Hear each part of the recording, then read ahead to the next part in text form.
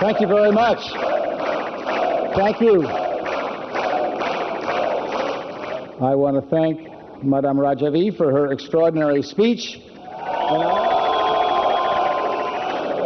Those values of gender equality, of separation of mosque and state, of freedom, of abolishing the death penalty, those are not just Iranian values, and we should be supporting those who wish to spread democratic values around the world. Now, it is true that Iran and North Korea have the distinction of being tied for having the worst human rights record on the earth, the worst human rights effort on the earth. It is also true that for a long time the United States and the United Nations have said that they stand up to protect those who are fighting for human rights. But it is not enough to say that you are going to protect those who are fighting for human rights. You must do something to protect those who are fighting for human rights. And the risk before the United States and the United Nations today for those at supposed Camp Liberty is that we will not support our own convictions with our actions. It is not sufficient to talk. If you're a world leader, you must act. Now, we have made progress in the last 2 years. No longer is the Iranian resistance unjustifiably on the American terror list or the Canadian terror list. And I give the Europeans, our friends in Europe, the credit for obeying the law long before we did and getting them off the terrorist list long before.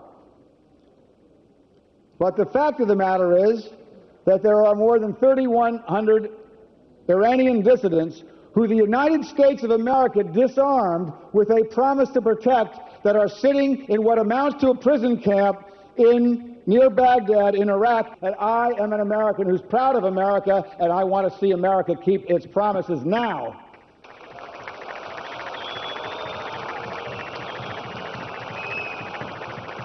In the question of the United Nations, the people at Ashraf were asked to move to Camp Liberty, which does not meet the standards for a refugee camp. It meets the standards of a prison camp. And the United Nations has a problem because the ambassador from the United Nations has an automatic conflict of interest, and we need someone with no conflicts to work hard to diffuse this situation. The United Nations has been too slow, and this time, if the United Nations is too slow, there will be people who pay with their lives. That is not acceptable, and if that happens, I may join those people on the other side of the aisle who believe the United Nations appropriations ought to be cut if they can't do their job.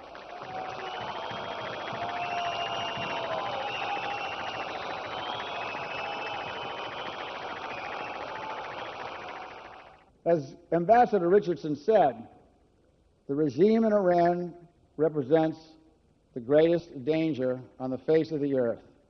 This is a regime that supports terrorism everywhere. Thousands of Americans have died at the hands of this regime, not to mention tens of thousands of others and hundreds of thousands of Iranians.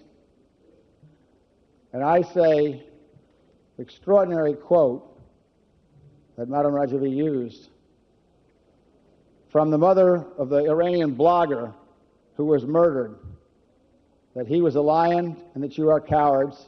But I will add something. For each one that's murdered by the Iranian secret police, there will be 5 more, and then 5 more after that until Iran is free. Thank you very much.